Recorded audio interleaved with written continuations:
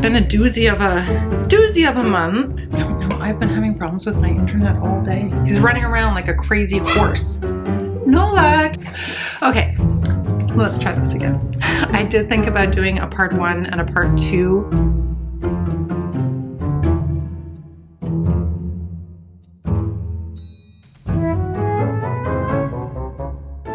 Hello everyone, it's me, Jess. Welcome back to my channel, or welcome to my channel if you're new here. I'm here. Okay, so I'm just gonna apologize ahead of time. I don't know if apologize is what I should be doing, but I'm just gonna warn everyone ahead of time that there could be some dog noises in the background. If you haven't already met my new puppy, Granola, you can make his acquaintance in either my February TBR video or in my reading vlog that featured the little guy himself. So he's around, he's playing, he may make some noises. I hope he doesn't make too many noises. Okay, so that's my little disclaimer at the beginning of this video. Yeah, so welcome to my January wrap-up. I have quite a few books to discuss today. I'm gonna try to keep it brief for you. I did consider doing a part 1 and a part 2, but I thought, now let's just talk about everything I read in January. So 1, 2, 3, 4, 5, 6, 7, 8, 9 and 2/3 of a book.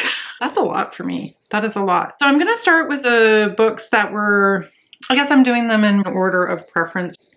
I didn't give any star ratings, but I'll talk about, it's funny too because it's genre related as well. I always think about the ranking of books and I think about the genre of books. For example, I might have preferred a book that I read this month because of its genre, say, like I tend to lean towards literary fiction, but I've been trying out reading some horror and I also really like mysteries. I'm going to talk about, well, let's just dive right in. The first book that I'm going to talk about is Damned. Chuck Palahniuk. He's famous for having written Fight Club, and then he's kind of famous for having written a lot of duds subsequently, and I think that this falls somewhere on the midline. Some people like it and some people think it's pretty bad.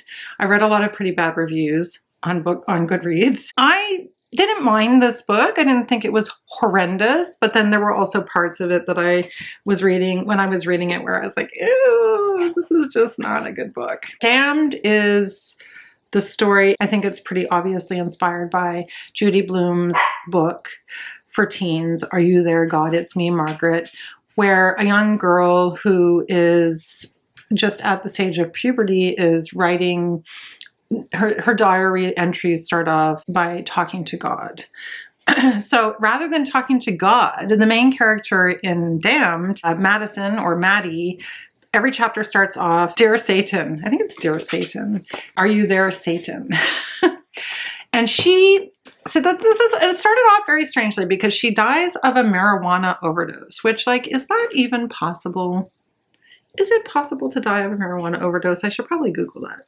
You can let me know in the comments below. It probably is, but you would have to take a lot, I think, to die from marijuana. Anyway, so the plot follows Maddie, who dies of a marijuana overdose. She is the child of a famous movie star and a Hollywood producer. She finds herself in hell, and it's about her time in hell. Yeah, it has other characters who are also in hell with her, who are not even loosely based on the characters from The Breakfast Club. They are absolutely based on the characters from The Breakfast Club. So it's fairly derivative in that way. What else? Yeah, so clearly Maddie her parents have questionable ethics or values, and that commentary I thought was quite well done in the book, and I enjoyed that commentary.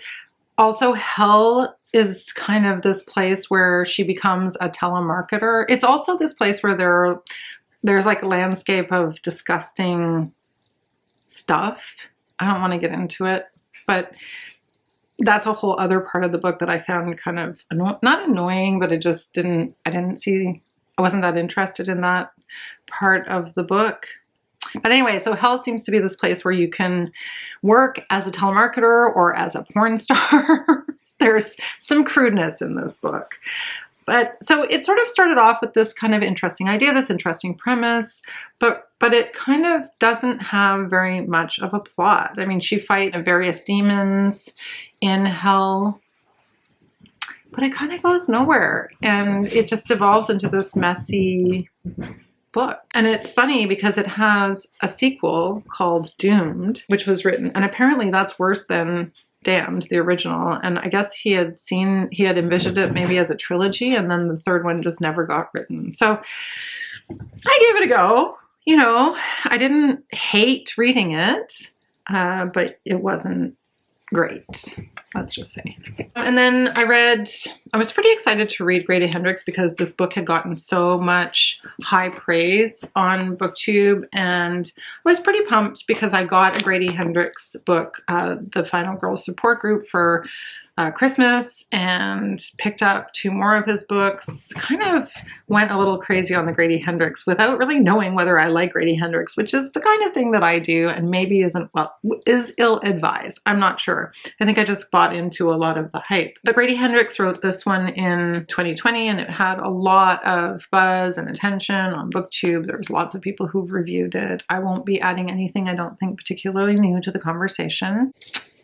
I found this book very readable. It was very easy to consume. It was very easy to read. Some of the scenes were really well done.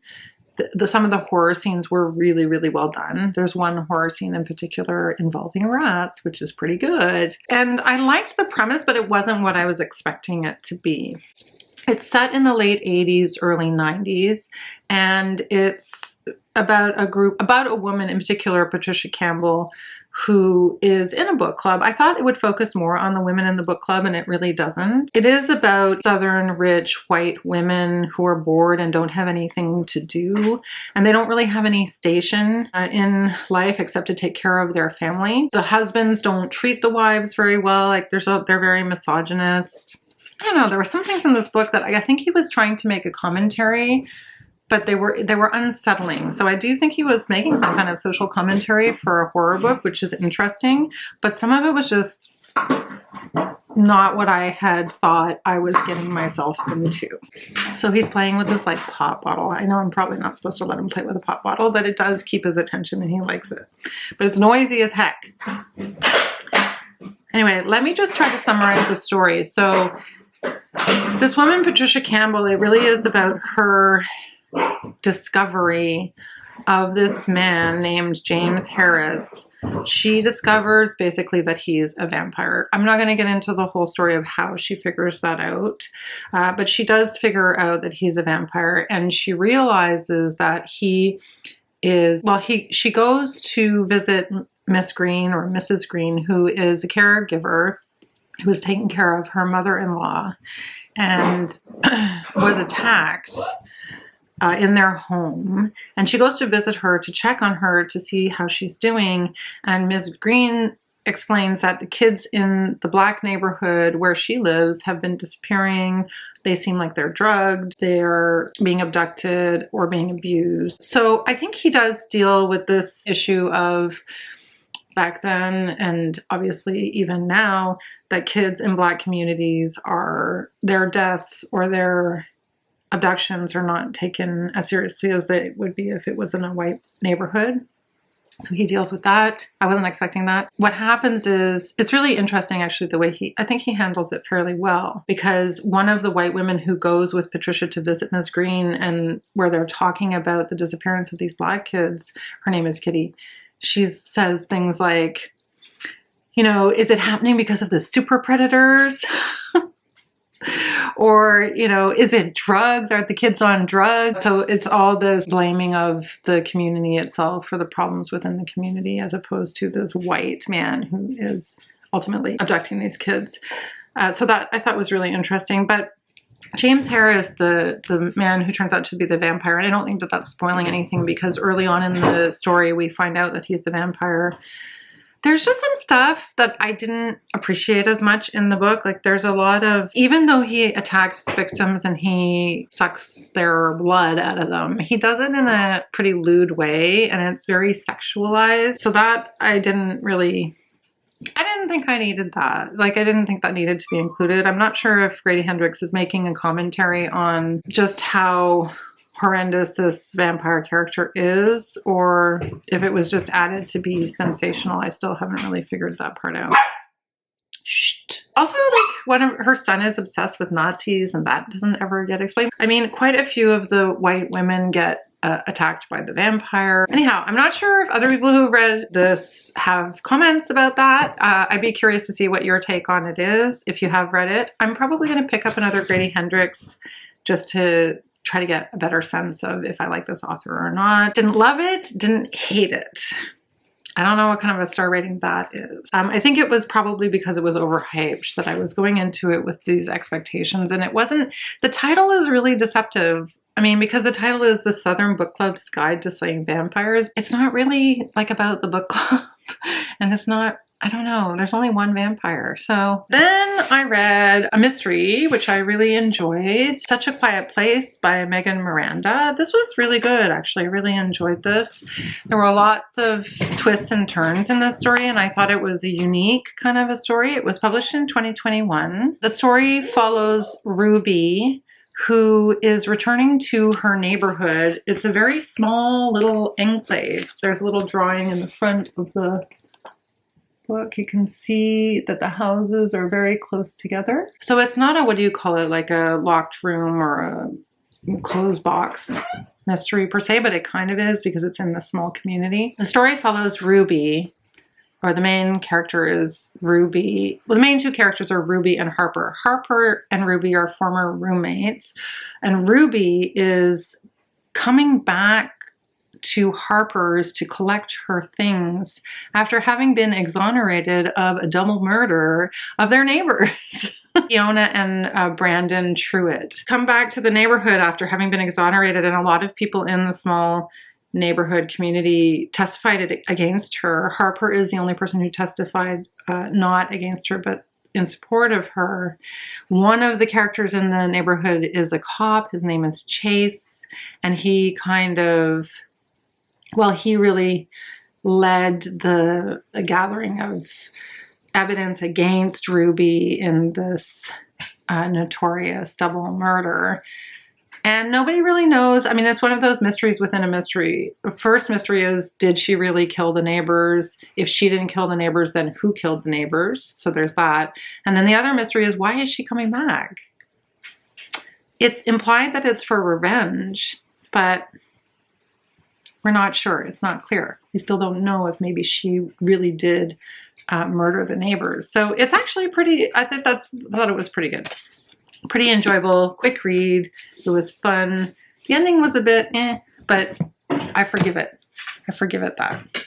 So I took the dog to the vet, the new puppy, and I found out that he's not supposed to go outside. Oops. Okay, so the next book that I read, really enjoyed this. It's a Canadian writer. Her name is Cedar, and the book is called Astra. I found out about this from Rick's channel. He had a lot of positive things to say about it. It was one of his favorite reads from 2021. This is a really interesting story. It tells the story of Astra, but it's told from the perspective of different people in her life, family and friends. It follows her from when she's a young child all the way up until she's an adult, and every chapter is told from the perspective of a character who she's either friends with or who is a member of her family. And I thought that that was a really neat concept. We don't actually hear from Astra herself until the end of the novel. And that's the one thing that I found a little bit disappointing, was that I wanted to know more about Astra. I think what the author was trying to do was to point out that it's very, very, very difficult to ever really know another person. And also as an individual, it's very, very difficult for people to understand you or to know you fully. And even at the end of the book, when we get Astra's perspective, it's a very short chapter and it's very brief, and it's not enough. It's not enough to really tell me. It wasn't enough to really tell me. It left me unsatisfied, because I guess it left more up to your imagination than I like, but it didn't really tell me as much as I wanted to know about her. It made her almost even more mysterious, because you just kind of wanted confirmation of whether other people's idea of her were accurate or not, if that makes any sense. So yeah, it was a really kind of mind-bending book.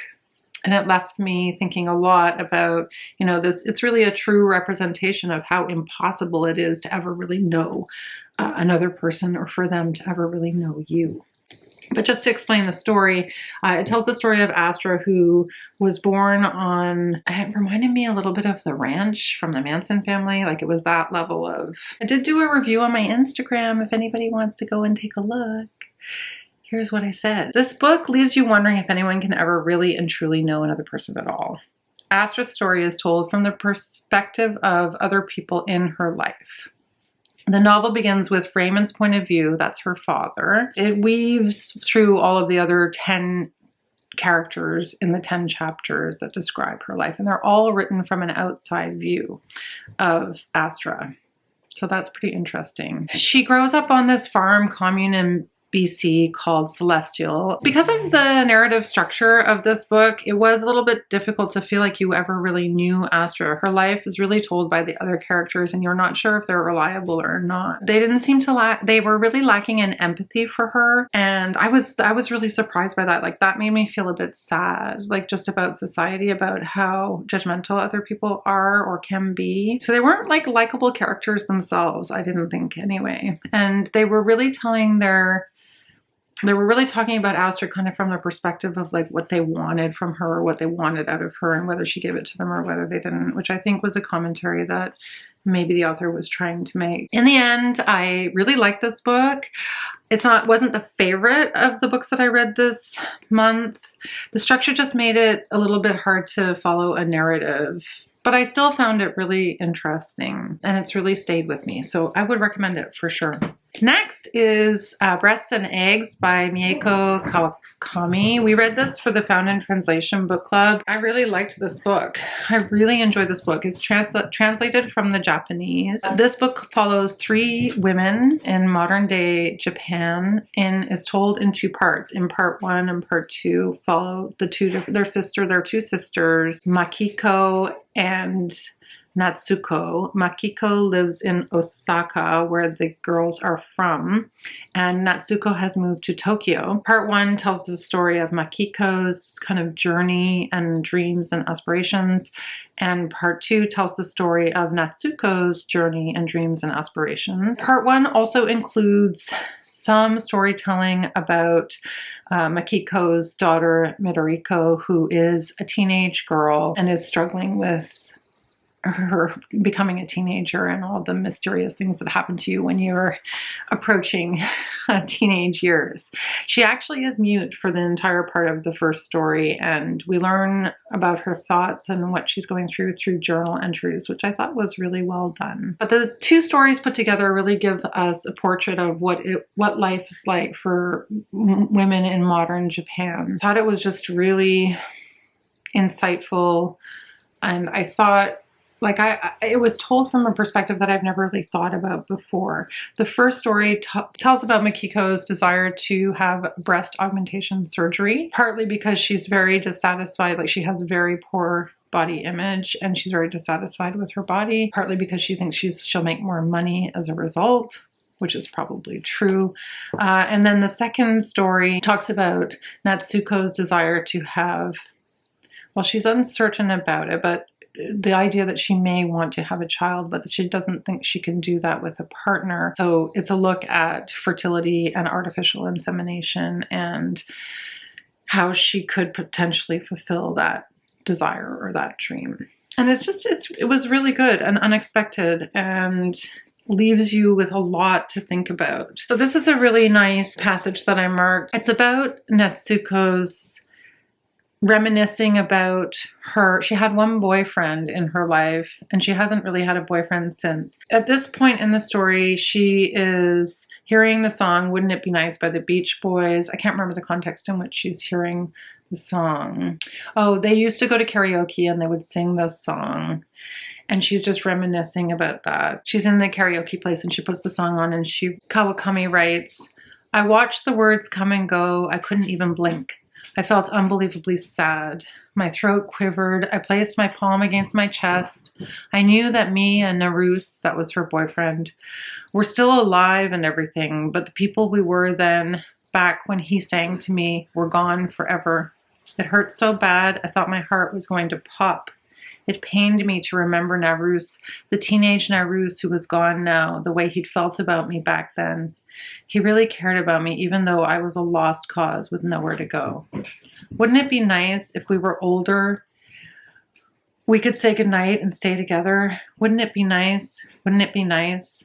But that was a long, long time ago. Now I was in Tokyo, all alone.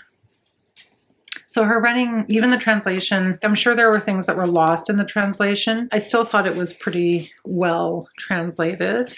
Effectively showed her unique writing style and her really unique observations about being a woman. Natsuko is an aspiring novelist, and they talk in the second book about her journey. We meet a lot of the characters who she works with, her editor and other writers. In this scene, one of the writers who's more famous than she is, talking about being a woman. And I thought this was so interesting. Like, there were a lot of things that were described here about being a woman that I hadn't thought about before. It left me with a lot to think about. This woman's name is Rika. But what do you mean, what matters to a woman? Says Natsuko. I mean the pain, said Rika, how much it hurts to be a woman. If you say that, though, people look at you like you're throwing yourself a pity party. They'll tell you how men have a lot of pain to deal with, too. But sure, who said they didn't? They're alive, aren't they?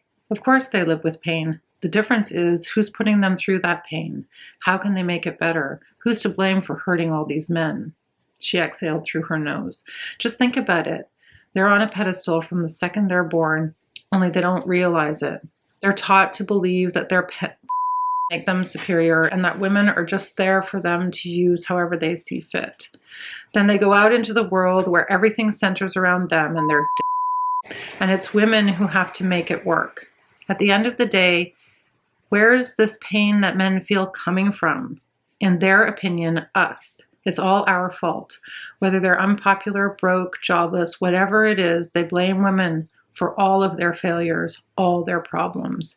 Now think about women. No matter how you see it, who's actually responsible for the majority of the pain women feel? If you think about it that way, how could a man and a woman ever see eye to eye? It's structurally impossible. It's just kind of interesting commentary on the relationship between men and women in our society. There's one character too who really compares women to, like, she really is hardcore. She describes women as being free labor. She describes her mother as free labor with, I'm not even going to say it. Damn, I've heard people call women baby making machines and all, but that's like 10 times worse. Seriously, I know that's the way things were back then, but if that's your life, how could you ever be happy? Here's this guy walking all over you, slapping you around, and you can't go anywhere or do anything without his explicit permission.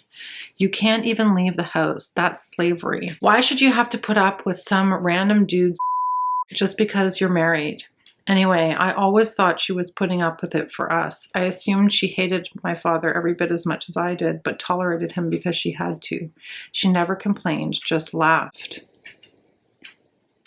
I was so sure that she was protecting us, sacrificing herself. I was young, but I remember thinking about how badly I wanted to grow up and rescue her from that place and that head of a man. I seriously thought I could rescue her from him and from his world. It gave me a lot to think about. I could read other passages, but I won't subject you to any more reading. Highly recommend. I am gonna pick up her other book, which has been translated into English. It's called Heaven, and I heard it's really heartbreaking, so I'm down for that. I'm not going to talk too much about these two because I did a whole reading vlog on them, and that would be Perfume and Flesh. If you want to check out the reading vlog, you can hear a little bit more about my thoughts on these two books. I really enjoyed both of these. I'll talk about Flesh first. Flesh is the autobiography of a Cocker Spaniel who was a dog owned by Elizabeth Barrett Browning before she was when she was Elizabeth Barrett. And I thought it was about the courtship between Elizabeth Barrett and Robert Browning, but in the end, it really is about the dog Flesh, and it's written from his perspective. It's just a short little book. Virginia Woolf. It was great. Brought up a lot of ideas about just society and animals and our relationships to animals. And I really enjoyed it. Highly recommend that one. And then Perfume, which was a reread for me. I read it when I was in high school, and then my daughter wanted me to read it because it's her favorite book. Or I don't know if it's her favorite book of all time, but she really loves this book. I have to say, now that I've had some time to digest it, I do think it's really, really, really good. It tells the story of Jean-Baptiste Grenouille, who is a man without any scent, which makes us really question whether he actually is a human or not. Is he subhuman? I think so. And it's about how he, even though he doesn't have a scent, he has a superior sense of smell. He finds his way in the world based on this by creating scents, initially with a perfumer in Paris, and then later on by trying to create a scent that will hypnotize people into loving him. I think that's all I'm going to say. You can refer to the reading blog if you want to know more about this book. Warning, there are some spoilers in the reading blog. I don't spoil the complete ending, but there are some spoilers because I do describe my experience of reading this book. It's so good. It's really well written. I will say, like, he's a really good writer. I did hear along the way that there's a French translation of this book that's supposed to be better than the English translation, which sort of surprised me because it was originally written in German. Yeah, that kind of surprised me. And then I thought, oh, I should have read this as my French book, which, by the way, if anyone's been keeping track of my goals, I haven't read my French book that I had on my TBR for January yet. So anyhow, Perfume. If you haven't read Perfume yet, I would definitely recommend it. The two books that I really, really, really love. First is Know My Name by Chanel Miller. Gosh, this book was good. I mean, I knew it was good because a lot of people have recommended it. This is a memoir, and if you don't know about this already, Know My Name is the story of Emily Doe, Chanel Miller's other, I guess, identity, who was assaulted at a party at Stanford in 2019 by Brock Turner. Two men saved her and shooed him off of her. And I guess because there were two eyewitnesses, it made her case more believable than other cases have been. In this memoir, she kind of reclaims her story, but she tells the story in the way where she tries to reconcile her own identity as Chanel Miller with the identity of this unknown person, Emily Doe, who is the person who was assaulted. Kind of that feeling of it being an outside experience to who she really is, or how much she had to deal with that becoming her identity out of no choice of her own. It's pretty heartbreaking, but she talks about how she navigated the justice system and how demoralizing that was and how demeaning it was, and all the while, even more so because the justice system is supposed to be there to protect victims like her. Her victim statement went viral in 2016. It was published by BuzzFeed and it was read by more than 18 million people. It really forces people to really see and really hear her story. Her writing is wonderful. She's a really good writer, and she talks about that quite a bit in the memoir, about how this isn't the topic that she expected to be writing about. This is what she sort of, an interesting passage about being a victim, which I wanted to share. She writes, "Victims exist in a society that tells us our purpose is to be an inspiring story. But sometimes the best we can do is tell you we're still here, and that should be enough. Denying darkness does not bring anyone closer to the light. When you hear a story about rape, all the graphic and unsettling details, resist the instinct to turn away. Instead, look closer, because beneath the gore and the police reports is a whole beautiful person looking for ways to be in the world again." It's so good. Everybody should read this. It should be required reading. It's heartbreaking, but very beautifully written. A real gift to society. And then finally, Kindred. Oh, Kindred was so great. I'd heard already so many good things about Kindred, and I just really enjoyed it so much. It's so good. It was written by Octavia Butler in 1979, and it follows the story of Dana, who travels back in time to the end of the 1700s and the beginning of the 1800s, at the time where slavery was legal.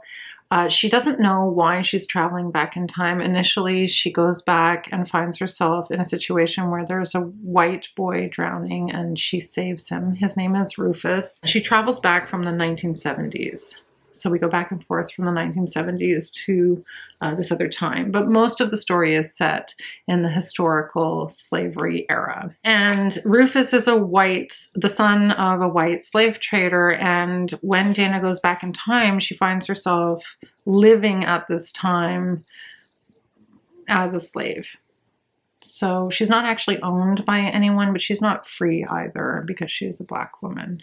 She has a certain amount of power in the past that other slaves do not have, but she ultimately doesn't have any power relative to white people and relative to Rufus and his father, who essentially own her. So she goes back in time at several different points, and it becomes apparent that she's going back in time to save this boy Rufus for some reason. We do later find out that there is a reason for this, and it has to do with her own existence. The second or third time she goes back in time, her husband, so she's in an interracial marriage. Her husband is white. And the second time or the third time she goes back with her husband. So I thought that was really interesting too, because on some level she was more protected in the past when her husband was with her than she was when she was on her own. But anyway, I wanted to know more about that. And then she goes back to 1970 without her husband, and they get separated for 5 years. It raised a lot of questions that kind of got left unanswered, that weren't dealt with, about the interracial marriage and the relationship between the husband and the wife. That was my only problem with it, if you could have a problem with it. It was so fast-paced, so well done. The transitions between the different time periods. In the modern time period, the amount of time that passes is very short, so a matter of hours, and relative to months having passed by Dana living in the late 1700s. It was really well done, really well written. Some of it was pretty brutal to read, obviously because of the subject matter, but I'm really glad I read it. Not only was it a really good story, a very well-crafted story, but I learned a lot from reading it about what life was like during those times for slaves. So very glad I read it. Highly recommend it. It was my favorite book I read. I don't know, these two were both at the top of my list for this month. That is my January wrap up. Can I just say something? Sometimes when I film these, and even when I'm editing them, I don't catch mistakes. Like I think I said in one of my videos that I don't know, it was my February TBR when it was my January TBR.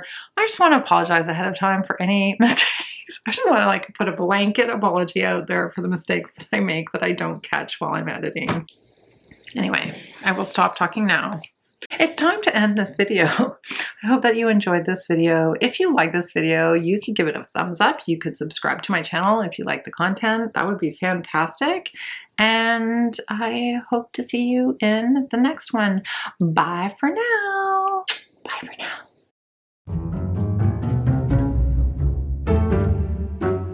By Chuck. I always have a bit of trouble saying this person's name. Chuck Palahniuk? Yeah, there were a few loose ends. Sorry for the guys, quiet. January 10th. So it's been a month. No wonder I don't remember too much of what I thought of it. So